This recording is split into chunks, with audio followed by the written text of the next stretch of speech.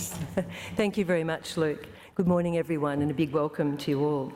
I'd also like to start this morning by acknowledging the Wurundjeri people of the Kulin Nation and pay my respects to Elders past, present and emerging. I'd also like to acknowledge my panellists here with me today and my friends and colleagues from both the public and independent sectors, and in particular my IHEA colleagues, some of who I see are here today. We have some, we're a minority group, Independent Higher Education Australia, but we have some big friendships and I'm very appreciative of that. I feel privileged to have been asked to chair this morning's session of Students as Partners. My whole career has been focused on creating learning environments and communities of practice where people of all backgrounds can come together in one place to learn and feel supported to create new directions and new careers in their lives. In my own college, Photography Studies College, we anxiously await the quilt assessments from our students when they come in each year. This is our students telling us what matters to them and where we need to focus our attention to create the best possible learning experiences for them. It goes without saying that learning environments function best when there's an intrinsic value placed on the transformative and symbiotic nature of the learning experience. In an environment where all participants, students, staff and their communities are partners in the process, everyone has the possibility of learning from each other and becoming wiser and richer for having done so. Professor Locke spoke yesterday of the notion of building enduring, equal relationships. He also challenged us all to imagine finding solutions to the future world of work by looking at it from a student point of view. I couldn't agree more. And we have a lot of students in Australia that we need to build enduring, equal partnerships with. At the end of 2018, we had a total of just over 1.5 million higher education students, 90% of those in public universities and 10% of those at independent private higher education institutions, including private universities. We also have just on 500,000 international students across all Australian higher education institutions. Today, we'll hear from a range of students from these different areas, sharing their views on this morning's theme of Students as Partners. Their presentations will range from students talking about experiences of partnerships with their specific institutions through to those who represent particular cohorts of students and will speak about some of the challenges and barriers to true partnerships as they see it. They'll also share with us some insights on how partnerships could or would look if they could influence the future. But before we cross to them, I can't in all conscience open a session today on Students as Partners without pointing to a couple of glaring inequities faced by some groups of students in the higher education sector. These include Indigenous participation in higher education, which is a shameful issue for our country, and the fact that governance of all persuasions treat some students differently. Let's be clear, at the moment in Australia, if a student takes a place at an independent higher education institution, they receive no learning entitlement, no CSP toward the cost of their tuition fee. And if their independent provider is not a university and they need to access a fee help loan, and let's face it, who wouldn't, they're charged a 25% loan tax by the government on their full fee loan. If governments were even to begin to look at this from a student perspective, they could not, in all conscience, continue imposing this loan fee. At 25%, it exceeds the highest interest rate of any credit card in the country. Thank you. Thank you. And added to this is the matter of tuition protection schemes for students. While the government's international tuition protection scheme covers all international students, we still don't have an integrated government protection scheme for all Australian students, and no government cover for students who pay their own way. If we truly want students as partners in our education system, we need to have policy settings that are fair and equitable to all students, not just the majority. And now it's my pleasure to introduce you to our students today. We'll start today by hearing from two specific institution representatives. Firstly, Jonas Larsen, the International Student Leader from the University of Melbourne, and then Maria Garcia, who's listed as a student representative for IHEA, but will speak today more from a personal experience of being an international student at my college, Photography Studies College. Then after those two have spoken, we'll move to the broader representative groups and start with Braedyn Edwards, the President of the Union of Aboriginal and Torres Strait Islander Students, then Desiree Kai, the National President, National Union of Students, followed by Natasha Abrahams, the National President of the Council of Australian Postgraduate Associations. So each will speak for up to 5 minutes. We'll hold questions, and at the conclusion of all their presentations, we'll then go to questions. Thank you very much, and please welcome Jonas.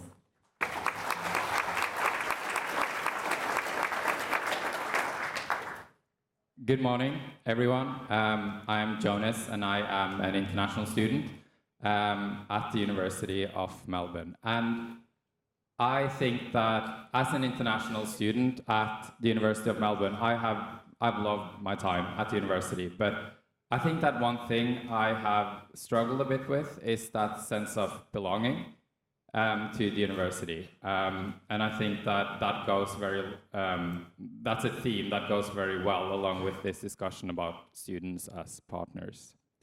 And I think that we're seeing a growing sentiment that students no longer see themselves as partners. They see themselves as, partners, but they feel like the institutions they're part of see them as customers rather than partners. However, I think that there are many models that serve well to sort of represent ways in which students can feel more as partners. And as the president of the International Student Union at the University of Melbourne, I think I was able to take part in one of these projects. And this was the New Student Precinct project at the University of Melbourne. That is one of numerous building projects happening at the University of Melbourne. And I think all these sort of building projects happening all the time to sort of expand and grow a campus, they might increase this sense of students not feeling like they get something at the moment for being there. They feel like they sort of have to suffer the cost for a building project that's going to be finalized in the future. But I think that this New Student Precinct project really puts student belonging at the heart. And you can see that co-creation was sort of a fundamental pillar of this project, which you can see through sort of numerous initiatives as part of this project.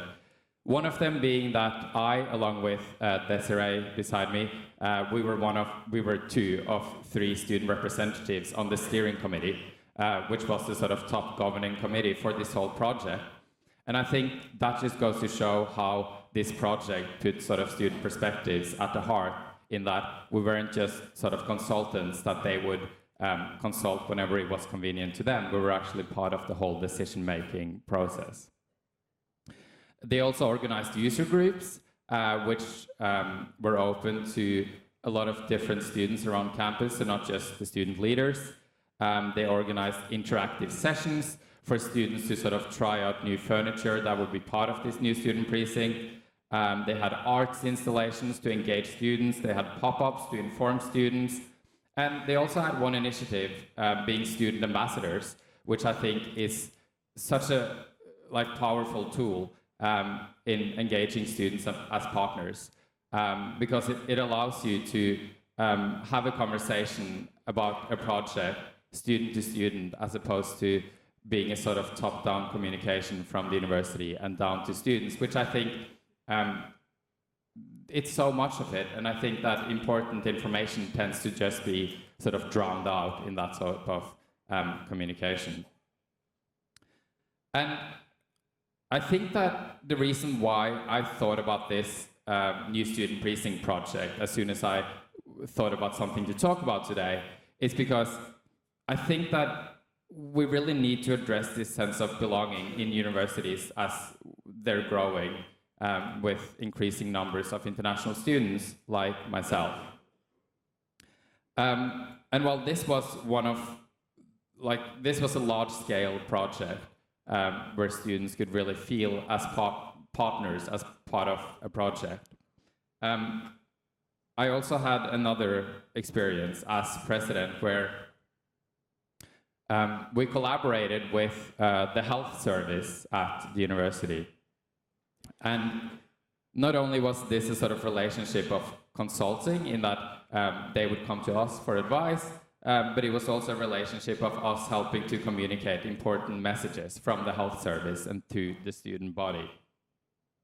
And I think that something that's very underrated,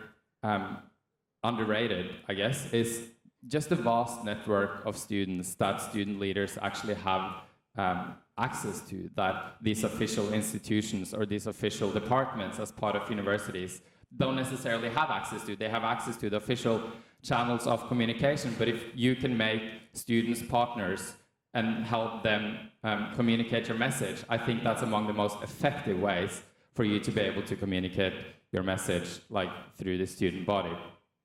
And not just that sort of communication that we collaborated on, but also how we could connect different groups on campus. For example, there is a club, one of many at the University of Melbourne, called Healthy Eating and Nutrition Society. And they focus on healthy eating and promoting that on campus. And those two goals align very well, the goals of the health service and the goals of that club. And I think that when I served as president, acting as that intermediary between those two, we were able to connect two groups and then help them pool their resources to expand their reach, both of them. And so I really think that in sort of fostering partnerships, it is about just utilizing the networks of students because it's incredibly effective. And I think that's so important now, as I said, with campuses growing. We see these building projects around us all the time, and we know that the numbers are increasing, although they might be slowing down over recent years. I think that it is something that you must address, that students sort of feel like just one of thousands of students. But if you can, if you're able to sort of address this issue of belonging and seeing students as partners rather than just people who are on campus for a temporary amount of time, I think that you can then sort of foster a university community where everyone feel like they can contribute. So that was just sort of two of my experiences for how I think that students can serve as great partners in universities. Great. Thank you very much. Thank you very much. Is this on? Okay. Hi. I'll be talking of a very different experience from Jonas. So coming from the private education sector, I found that as an international student, the community was actually very welcoming and very inclusive. I'll be talking about two things that, okay, so, sorry, I'm a bit nervous, but.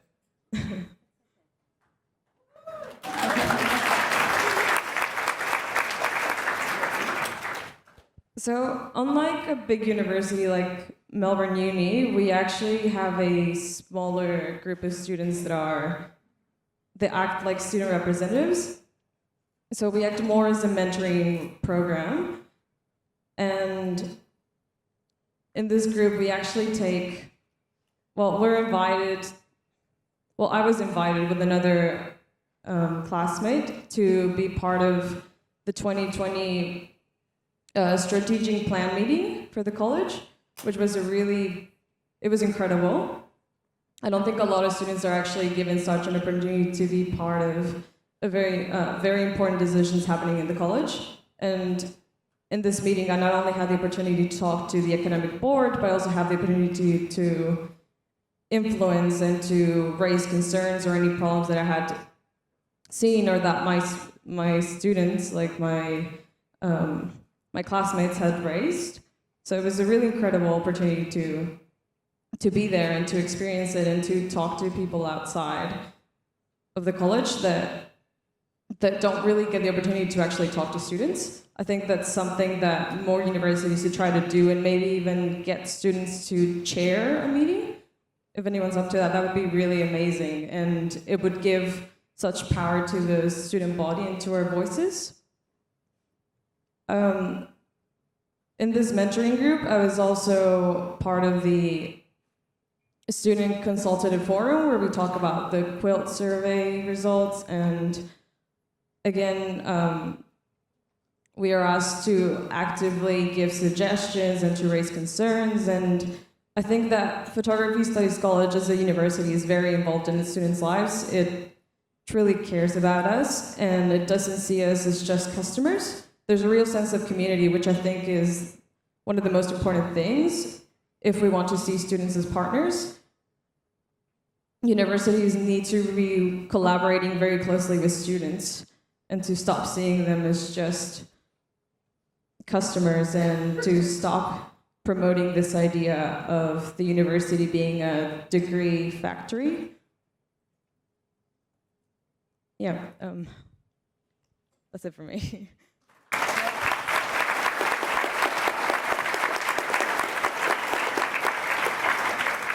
Braedyn. Hi everyone. My name is Braedyn. I'm the outgoing president of the Union of Aboriginal and Torres Strait Islander Students. I'm also a student at ANU.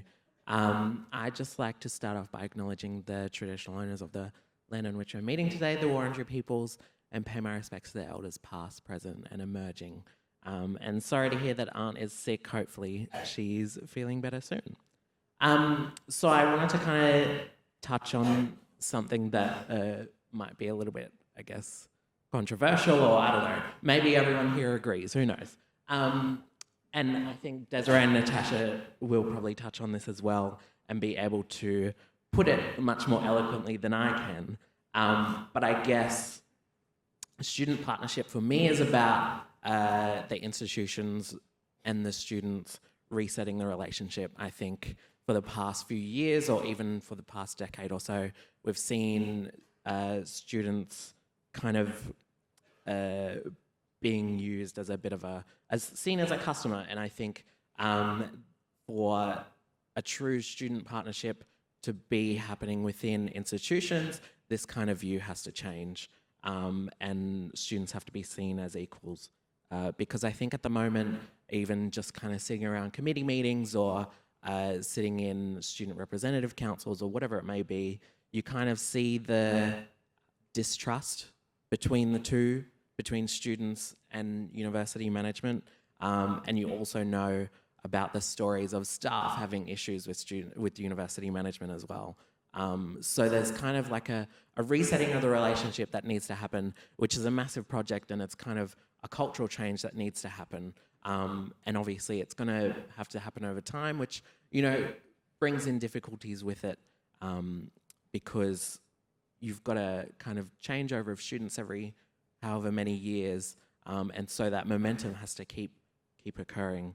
I think there are some really great examples of what student partnership looks like around the country. We've already heard of two this morning, which we're really thankful for. And I think it can look like different things at different institutions.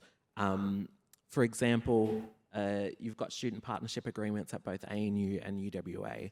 And I think it's only a matter of time before different universities or institutions start kind of grabbing onto this idea. Yesterday we heard from representatives at Victoria University, and that was really interesting to hear what they're doing, because even though it's not really a student partnership agreement, they're kind of weaving in students into the process of reimagining what the university looks like in the future, which is student partnership. I kind of wanted to tell a little bit of a story.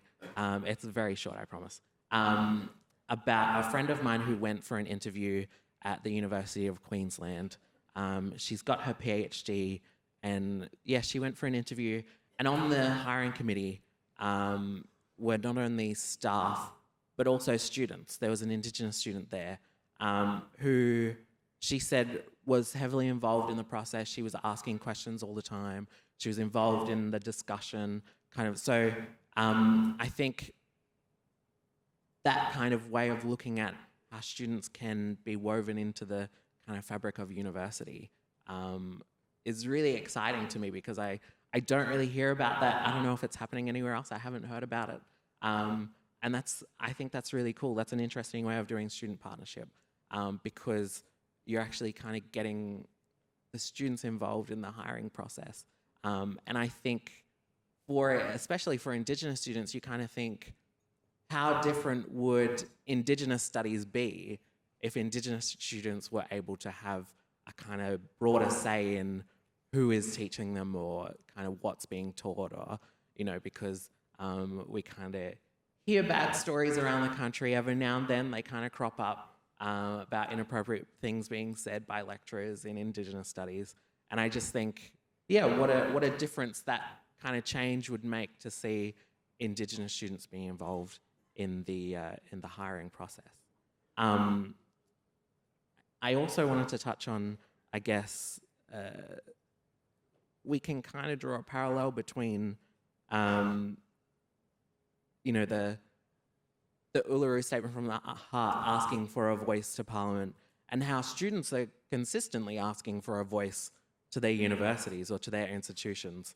And so I think perhaps it's a cultural thing we have in Australia where, there's kind of leaders and we're meant to listen to them and respect them and kind of follow their lead or whatever it may be. But that the people on the ground also want to say, and they also want to have input into the decisions that are made about them. And so that's, yeah. And then finally, I guess I just wanted to kind of also highlight that this year the peak bodies have been involved in the Student Voice Australia project, which has involved 10 institutions. I'm sure there's some people here in the room who will have heard about it.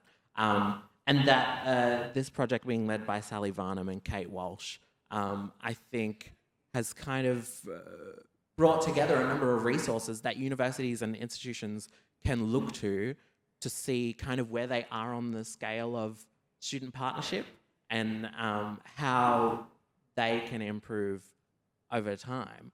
And I think there's some, really interesting work in that space. Great. Thank you very much, Braedyn.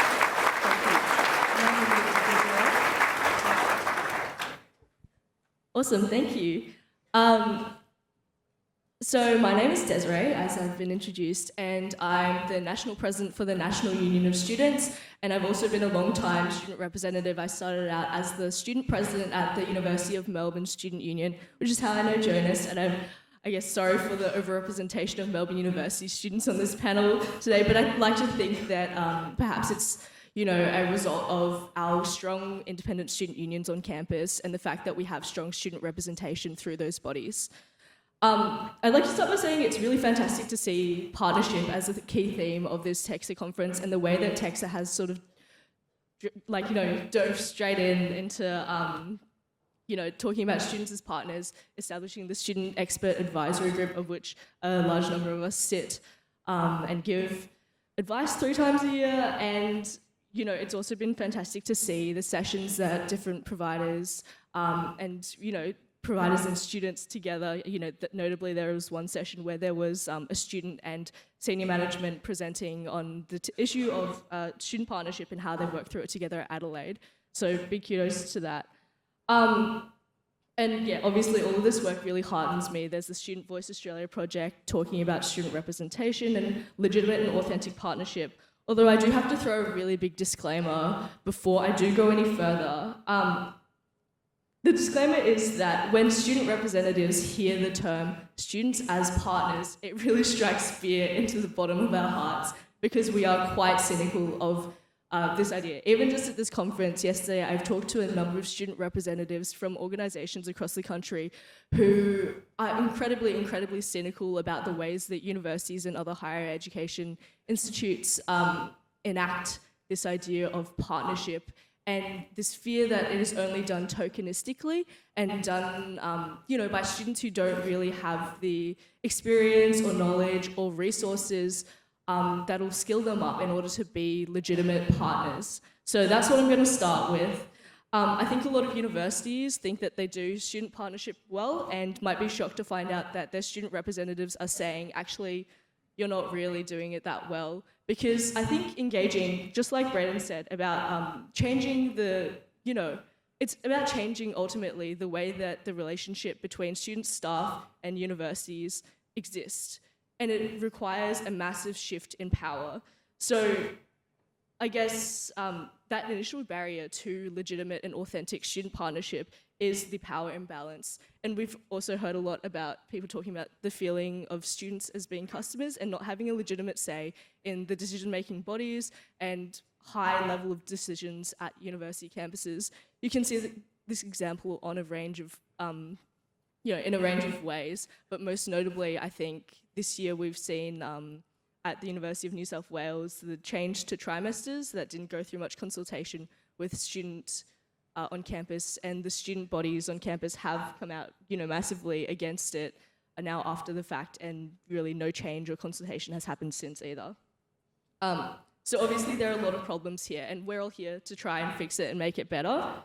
And I think that, in starting to talk about what the solution to this is, student unions or student associations, student guilds, I'll just call them student unions for the ease of just speaking now, but independent student representative bodies who have staff support, who are democratically elected by the student body, they are probably the biggest resource that universities have to draw on to actually engage in student partnership on campus.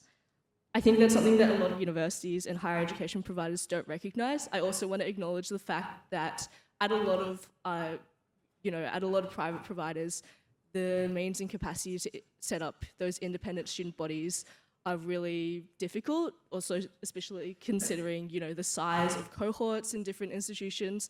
But, at the majority of universities, you do have at least some attempt of student representation, a different, a body that is separate to the university, and in the best cases, independent student unions who have full control over the money that they're given and who have control over the programs, the advocacy, and all of that stuff, obviously with staff support, but making sure that there is no interference by the university in any of their processes, which is an issue that we do see. Student union funding is one of the biggest issues that the affiliate members, student representative members come to NUS with, because universities really are the gatekeepers to money to independent student unions, and a lot of the times they don't like to, give them enough to do what they have to do. So talking about the Student Voice project, I guess a lot of what the work is also modelled on is the student representative and student partnership sort of structures that exist in the UK, and looking at NUS UK and a lot of the work that they've done with the regulator there, they put student unions at the centre of student partnership in their institutions as well. So I think, student unions, really, really important. Something that I haven't heard a lot of providers in various sessions before now talk about, but I think it is somewhere where, universities legitimately do have to look for student partnership. The last thing I want to touch on is this wider philosophical question that a lot of other panelists have touched on, which is the idea of students as consumers. And I think it points to this larger issue around the sector where higher education is increasingly corporatized and commercialized.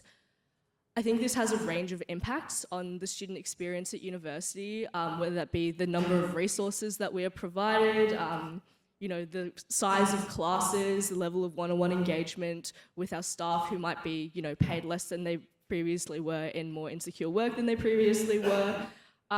But I guess at the end of the day, one of the other consequences of this commercialized university approach is that this fundamental idea that universities were established under, that they were learning communities where students and teachers had equal say, that's been a sort of, I'm struggling to find the right word, but student representation is losing out as a result of the commercialization and corporatization of universities. And it goes towards the idea of students as customers or students as consumers in this degree factory.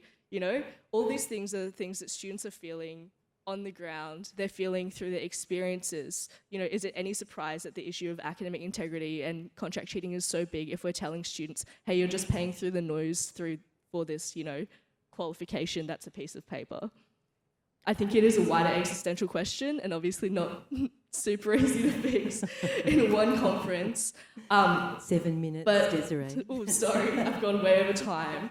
But there's no silver bullet solution, but I just also want to spruik that the peak student bodies, including Braedyn and Natasha here, we've been working on a campaign called, we actually just launched our Facebook page, called Our Education in Our Hands, and it's about visioning a new model for universities that is for the public good and not private profit. Great. Thank you very much. Thanks, Julie, Natasha, Braedyn, Desiree, Maria and Jonas. Fantastic. We'll go to some... Oh, you haven't spoken yet? I'm sorry, Natasha. I thought you'd already spoken. Well, I'll go back down. But we won't have very many questions, but just keep it to a couple of minutes and then we'll go to 1 or 2 questions. Thanks, Natasha. Sorry. So my name is Natasha Abrahams. I'm the National President of the Council of Australian Postgraduate Associations, or CAPA, which is the peak body for Australia's 425,000 postgraduate students. And as is the nature of student organisations, we have elections every year, so I'm currently in the last month of my role. Students as partners by now has many different meanings and ways of being implemented. The evidence and knowledge base has developed across the sector with several high-profile Australian researchers who work on Students as Partners initiatives, as well as the Student Voice program, which Braedyn and Des mentioned, which has brought student representation to some institutions which had previously lost the will to support student representation. In addition to this evidence base, we also have a wealth of wisdom from experienced student representatives who have lived the challenges, changes, and opportunities. Usually these students' representatives are unpaid or underpaid for the work they do, despite contributing to committees on which every other person is paid. As the popularity of Students as Partners increases, more institutions are bringing this into their practices. It is crucial that institutions are implementing the concept rather than the terminology. Partnership goes beyond consultation, beyond responding to concerns, or giving student representatives a few limited options, like choose between the colour of seats you want, so as to shelter them from the bigger issues affecting students at their institution. It is about giving students the opportunity to create change. Crucially, partnership initiatives can be seen as a force against the notion of qualifications as a product, with the focus being on education and community. Further, at institutions with supported, respected, and fully funded independent student representation, the quality of advice provided by students is much higher, as this environment gives student representatives the space, time, and support to understand university issues and meaningfully provide input. So talking about postgraduate students specifically, postgraduate students can become marginalised in Students as Partners initiatives. This is despite postgraduate students making up close to 1/3 of higher education students in Australia, half at some universities, but postgraduate students and their concerns are sometimes seen as fringe by university decision makers. Postgraduate students have distinct concerns to our undergraduate colleagues, and this should not be framed as undergraduate versus postgraduate. Both groups have legitimate concerns and the need to have self-determination and autonomy to advocate effectively for themselves. Unfortunately, there are some distinct challenges for postgraduate student representation as we head into the 2020s. Most universities have merged their postgraduate associations with their undergraduate associations. So what is left is a budget line. There are 9 universities which still have postgraduate associations. However, unfortunately, half of these have recently been told that they will be receiving less staff from their universities in 2020 or 2021. This includes some of the strongest postgraduate associations in Australia, and I fear that that will be no more. This is problematic not only for the impact this will have on postgraduate students and junior researchers and their communities, but also because insecure funding reduces the quality and candidness of input from student representatives. If the person you are providing feedback to has the power to cut your budget and they have shown that they will use it, you're less inclined to bring them some of the thornier issues that your cohort experiences. I believe that we need a reframing of how student representation is perceived. Institutions must see it as a service, or in management speak, consultants, something that helps them improve, that they value as part of a robust, healthy and dynamic student community. Thank you so much for the opportunity to speak today, and I look forward to audience questions now. And I also look forward to hopefully seeing some of you coming to the campaign launch for the peak bodies, which is next Friday evening. So please do approach one of us for more information on that. Fantastic. Thank you very much for that.